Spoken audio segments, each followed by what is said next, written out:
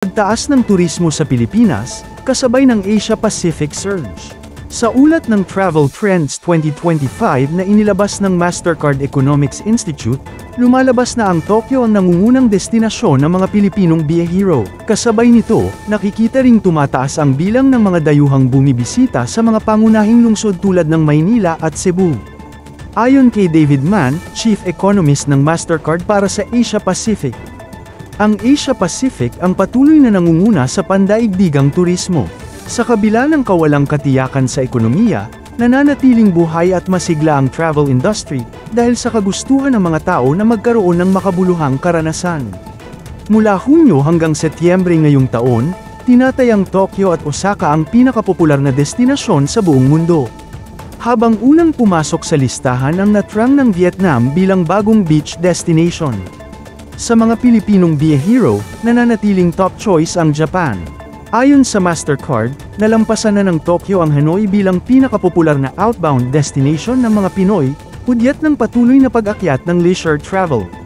Tumaas pa ng 6% ang travel spending ng mga Pilipino sa abroad kumpara sa antas bago ang pandemya. Sa inbound tourism naman, patuloy na dumarami ang mga bisita mula sa South Korea, United States, Japan, Australia at Singapore.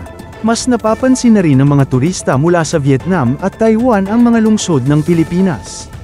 Pasok sa top 10 ng mga Vietnamese ang Maynila, habang panlabing dalawa naman ang Cebu para sa mga Taiwanese.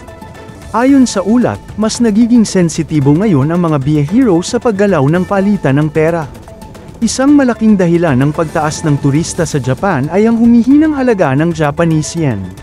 Sa katunayan, tumaas ng 1.5% ang Chinese tourists sa Japan kasunod ng 1% paghina ng yen laban sa Chinese renminbi.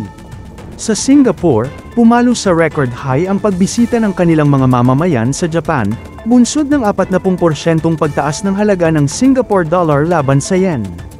Gayon din, nakita sa datos na malaki ang epekto ng pagbabago ng halaga ng dolyar sa paglalakbay ng mga turista mula India, South Korea, Singapore, at Taiwan patungong United States.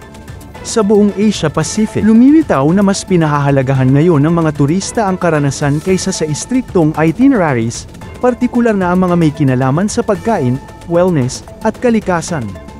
Tinukoy sa ulat ang GNR sa Bali at Queenstown sa New Zealand bilang mga culinary hotspots, habang ang Thailand at New Zealand ay itinuturing na sentro ng wellness travel. Babala rin ng Mastercard, tumataas ng 28% ang travel fraud tuwing peak season. Kabilang sa mga karaniwang scam ang sobrang singil at pekeng booking. Bilang tugon, pinalalakas ngayon ng kumpanya ang kanilang fraud prevention